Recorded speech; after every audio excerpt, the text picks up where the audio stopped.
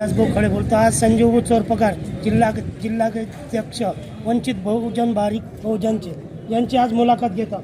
संजीव, आज आपण किती शीटा दाखल केल्या? आज आम्ही एकूण 8 शीटा दाखल केलेल्या आहेत. कोण्या वार्डात दाखल केलं? आम्ही ward number 3, ward number 5, ward number 9, ward number 8 अशा या ठिकाणी केलेल्या आहेत. आपल्या घरची दाखल केली का स्वतःची? माझ्या घरची नाही केली सध्या. तुमचे उमेदवार कोण कोण आहेत? आमची या ठिकाणी आता 4 उमेदवार आहेत. त्यांचे नावे?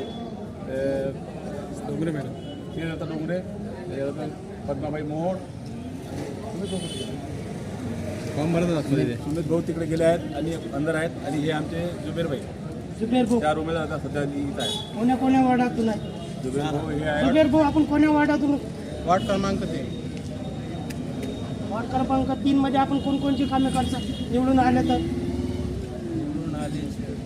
हा,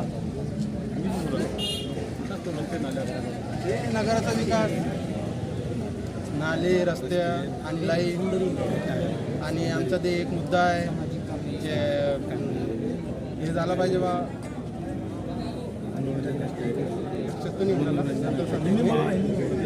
PR चा मुद्दा आमचा जास्तीत जास्त. आमच्या इकडे PR निवडून राहिले. PR card? हा, PR कार्डचा मुद्दा आहे. आता ते करणार आम्ही निवडून आल्यानंतर. जिल्हाध्यक्ष अंकुश भाऊ, आपले उमेदवार किती आहेत? पूर्णपणे 8 आहेत. सध्याचे आता फॉर्म भरणं चालू आहेत. सध्या आपल्या सगळ्या उमेदवाराचा परिचय दिलेला आहे.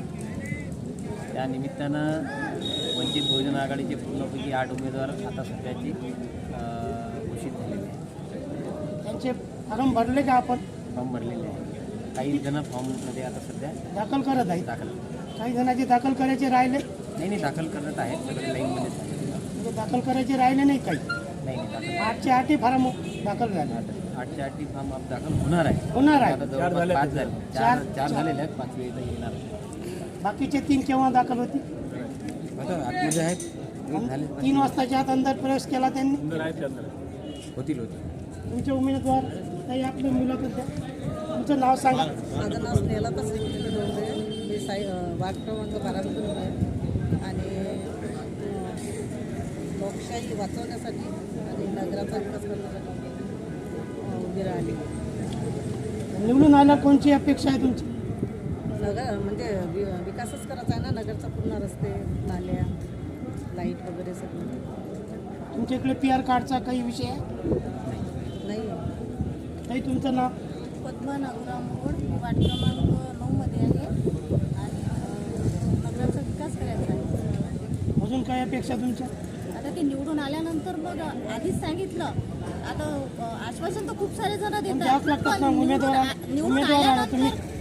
निवडून आल्यानंतर समजा आता आश्वासन दिले तर ते आश्वासन पूर्ण करचाल तुम्ही? वा काऊन नाही करणार ना, कारण की बाबासाहेबांनी आम्हाला सांगितलेलं आहे ना. काय सांगितलं बाबासाहेबांनी? म्हणजे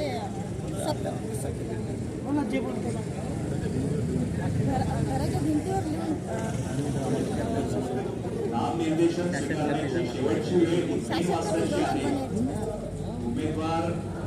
संजीव, अजून तुमचे उमेदवार आहेत?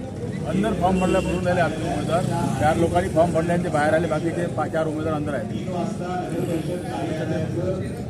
हो, आपलं नाव? नागोराव काशीराम मोहोळ, कुठून आपण फॉर्म दाखल? प्रभाग क्रमांक 9 मध्ये. तुमची अपेक्षा काय? आमच्या ज्या ठिकाणी आम्ही राहत आहोत त्या ठिकाणी 34 वर्षापासून राहत आहोत. तिथं रोड नाही, नाली नाही आहे, घरकुल नाही, अंगणवाडीचा प्रश्न आहे आणि शाळेला कंपाऊंडसुद्धा नाही. नगर परिषदच्या शाळेला आम्ही जर सत्तेत आलो तर अवश्यच ते काम करून घेणार. समजा निवडून आले तुम्ही, कोणकोणत्या विकासाचे कामं करता? आत्ताच सांगितल्याप्रमाणे, संजीवून सांगितल्याप्रमाणे. मी सांगितल्याप्रमाणे. अतिक्रमणचा मुद्दा आहे. अतिक्रमणचा मुद्दा आहे. आम्ही नगरपालिका आम्हाला 34 वर्षापासून टाटानगर दिलेला आहे, परंतु आमच्यावर नावी नाही झालेला. आत्ता काल त्यांची आलेली आहे, टॅक्स पावती आहे. त्याचा पाठपुरावा कोणी केला आतापर्यंत? आतापर्यंत कोणीही केलं नाही. त्यामधून शिवसेना 4 वेळ निवडून आली, काँग्रेस आली, BJP आली, परंतु एकानेही विकास केला नाही. फक्त खोटे आश्वासन देतात आणि निघून जातात. आपले पंचवार्षिक तात्पुरते आश्वासन देतात. तात्पुरते आश्वासन. आणि मला आणखी एक तुम्ही विचारला नाही पण मला सांगायचं आहे. आमच्यावर वंचित बहुजन आघाडीवर असा ठपका देतात हे काँग्रेसी की बा तुम्ही आमचे मतं कापण्यासाठी उभे राहता. मग माझा त्यांना प्रश्न आहे की तुमचा ठेका कधी संपणार, म्हणजे आम्ही उभे राहू. म्हणजे त्यांची मक्तेदारी आहे का काँग्रेस? त्यांची मक्तेदारी आहे. ते म्हणतात की बा आमचे वोट कापण्यासाठी तुम्ही राहतात, म्हणून आमचा प्रश्न आहे त्यांना की तुमच्या ठेकेदारी संपल्यानंतर आम्ही उभे राहू. लोकशाही आहे म्हणा, लोकशाहीत कोणी उभे राहू शकते. त्यांना सांगतात, परंतु ते तसा प्रोपगंडा करून आमच्या सीटा पाळण्याचा प्रयत्न करतात. लोकशाहीमध्ये असं चालते का म्हणा? त्यांना लोकशाहीने टिकवायची आहे, त्यांना मनवाद आणायचा आहे, परत मनूचं राज्य आणायचं आहे आपल्या देशात. आपल्या देशात. 4 वर्ण पाडायचे आहेत, आमच्या तोंडाला गाळग लावायचं आहे, पाठीला फळा लावायचा आहे. त्याची संघर्षाची लढाई आहे आमची. म्हणजे त्यांना बरे वाटेल मग. बरं वाटेल. धन्यवाद. बोला संजू भाऊ. सर्वचे सर्व उमेदवार आम्ही नौके दिलेले आहे. ज्या लोकांनी आतापर्यंत फक्त मतदानच केलं, मुस्लिम समाजानं मोठ्या प्रमाणात काँग्रेसला मतदान केलं, काँग्रेसला सत्तेवर आणलं. काही हिंदू उमेदवार आमच्यासोबत आहेत, त्यांनी सुद्धा बाकी जातीवादी लोकांना मतदान केलं. परंतु आता आम्ही या नवीन लोकांना संधी दिली आहे. वंचितच्या मार्फत वंचित बहुजन आघाडी सरते बाबासाहेब आंबेडकर यांनी नवीन संधी दिलेली आहे. त्यामुळे आता हे नवीन उमेदवार सर्व विकास करतील. धीरे धीरे त्यांच्या लक्षात येणार आहे. आपल्या ताकदीनं तुम्ही त्यांच्या पाठीशी उभ्या. आम्ही ताकदीनं त्यांच्या पाठीशी आहे. दर्यापूर शहरामध्ये 1254 झोपड्याचा प्रश्न आहे. तो 9 वर्षापासून निकाली निघाला नाही, परंतु आम्ही आमच्या प्रयत्नामुळं 74 झोपड्या अधिकृत केल्या आहेत.